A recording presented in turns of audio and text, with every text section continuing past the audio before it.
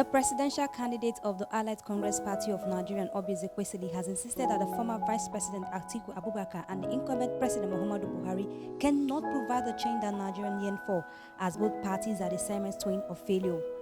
Speaking while featuring on Your View, a program on TBC Nigeria, the former Minister of Education stated that Nigeria needs a new brand of politics, not from Abubakar or Buhari, who belongs to the old politics. The former minister also said that the future of Nigeria will be at stake if either of the parties given the mantle of leadership. Going back is part of why we haven't made the kind of progress that contemporary countries have. You brought me to where I'd like to, one thing that confuses me. In Nigeria of the past and the present, there's a major difference in how we deal with public ills. In some ways, you see us, it's almost like we're so used to Nollywood that we just enjoy the movies. So people go, they have allegations against their person and they are going to the EFCC. Instead of being sober, they are doing that. We hype it. The media also, what the community is.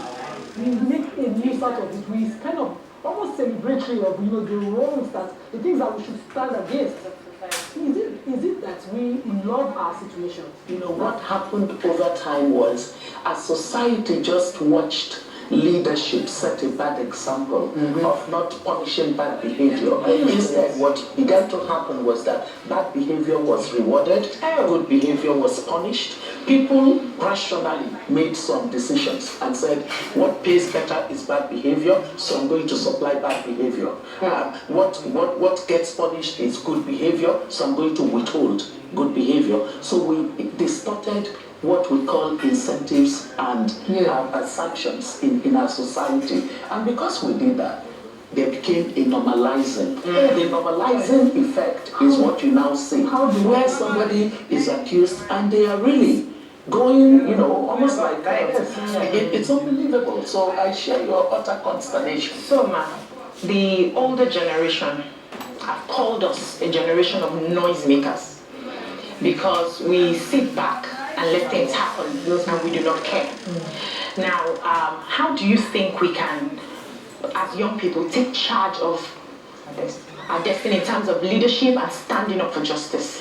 I don't think that the older generation has a moral ground to call you that, because in our older generation, and that's the generation born in the 60s, we also, only a few of us actually have the voice and use it. Most of our own generation were so scared of military in this country that they swallowed their voice, and they also want their children to continue to swallow their voices. But a few of us that even have used their voices, what are we called? They say noisemaker. She's saying it so that she will be so she can, and you think of it and you say, how silly can this be? I need relevance. I mean, how can I need relevance? Let me go to the issue of Transparency International, because anytime Transparency International comes up with anything, even Amnesty International comes up with a report, the first thing we say, oh, it's a lie, oh, it's unfounded. How did they come about it? They can't just be the one telling us these things. As a co-founder, what are the parents? How do they come about these reports? Because how authentic are they for us to even believe as a people that this is what people are saying makes sense? Because our government makes it look as if they don't know what they're talking about, they're liars. Okay, so if a ranking tool that the World Bank, the IMF, the World Economic Forum, businesses, multinational companies use in assessing countries, if you want to now begin to say it is not a valuable tool, you are on your own. So Nigeria, any government that refuses to take ownership of a problem cannot solve it. Because if any problem not owned cannot be solved. We know we have a systemic corruption challenge. We must not get a very, like always on the defensive. The truth is that when a problem is identified and we confronted it head on, the way when we were in government, Transparency International, ranked, and in a particular year the ranking was, bad. And I said to the people in government, I said, guys, we must take ownership of this. Because I was in the sub-team head for the economic team on good governance, accountability, transparency, anti-corruption. I said, we will take ownership of this. So what we're going to say to the world is, yes, we admit that we have corruption challenges in this country. What we're going to do would be A, B, C, D. Yeah, so in corruption, since we're talking about corruption, the government, this administration, spearheaded the campaign, its campaign into power on corruption. Yes, sir. That we're going to deal with corruption 3 years or plus down the line. How would you say it has fared? Number one. Number two, the issues of corruption have been said not to just be something on the leadership level. So do you think we should deal with it from top down or bottom up?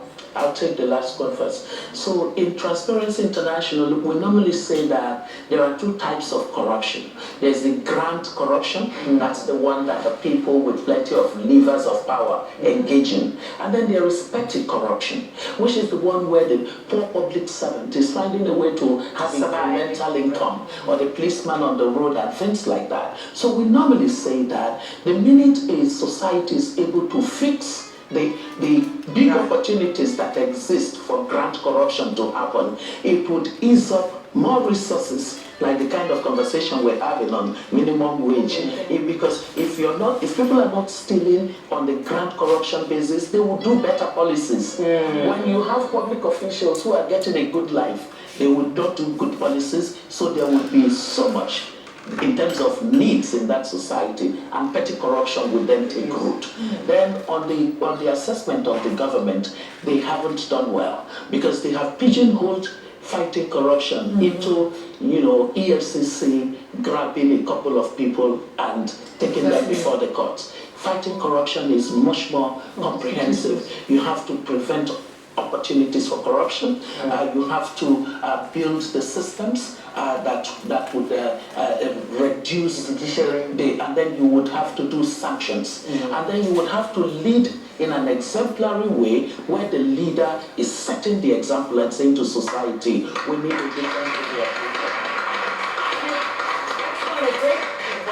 It is interesting that you are running for office. And yes, you're running to be president. Yes, you're running for office of president.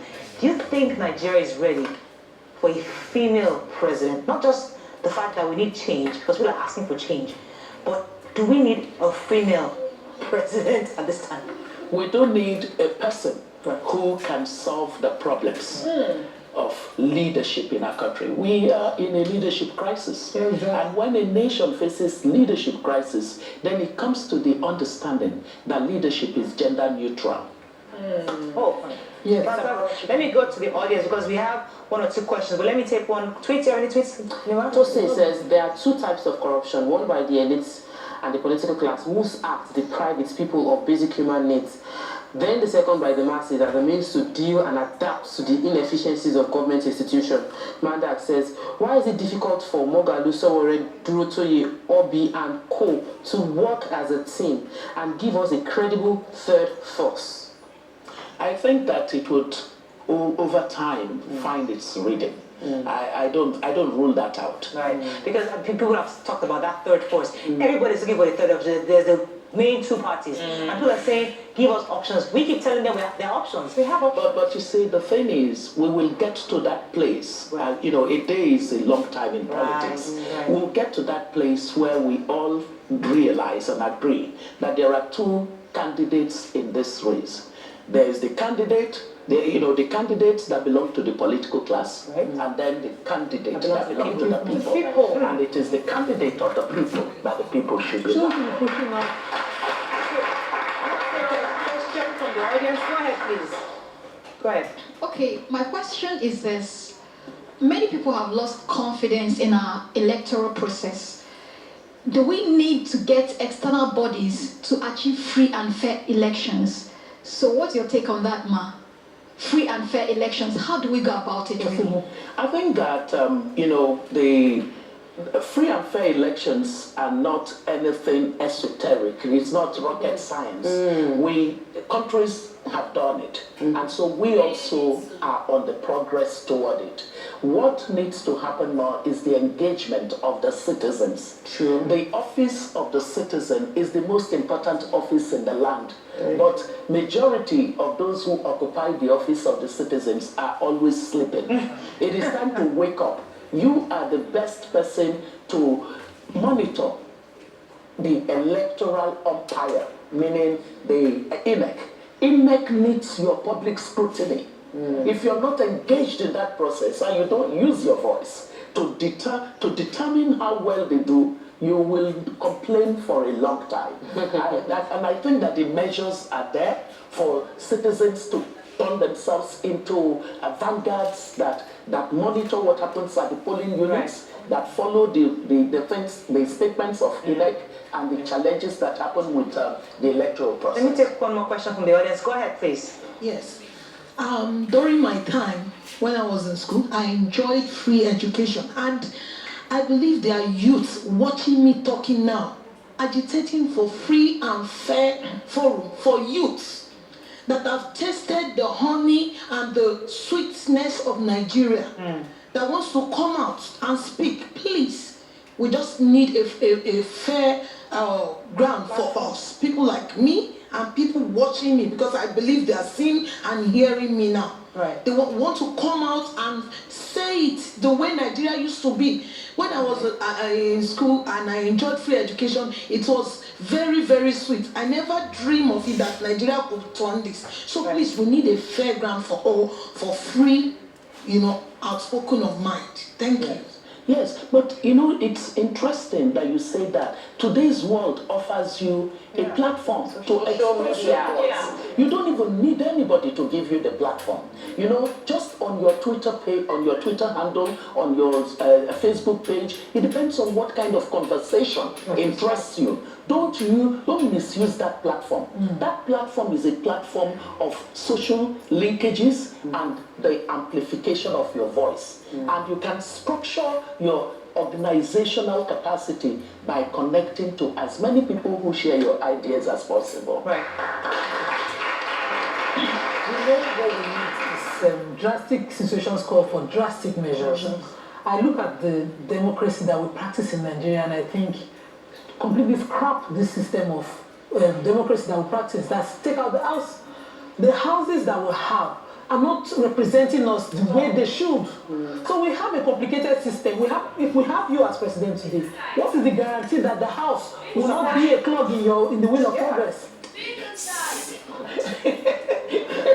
Please, once you take away the legislative arm of government, no longer have a democracy. What should we do to that? So what you're pointing at is the frustration that we all feel, right? So it means that the quality of people that enter our politics would need to improve. Girls, I'm asking you to enter our politics. The quality of conversation that you have when you do your program shows that you're engaged in the matters of development. Don't limit yourself. We lose credibility when we do that. We feel we lose credibility because we feel like when join the people want to join them. People are saying that she's going into politics. Okay. You know what? This old order political class that has mismanaged the country, they've been comfortable for all of us to just ignore politics. We now know that if we don't fix politics, we're in trouble. You see this thing they say, if we don't kill corruption, corruption will kill us. The truth is, if we don't fix politics and the old other politicians in this country, they will kill us. Unfortunately, goodness, time is fast spent. Thank you. We are out of time. Thank you so much, Thank you. It's such a pleasure having you. You got to come back. I'm glad. Hopefully, once campaign starts, we'll come back and have a proper conversation on what you plan to do. Yes. If you do get into office, because we'd like to really hear your vision on that. Definitely. Have a fabulous day. Hope you enjoyed the show. I'll do this again.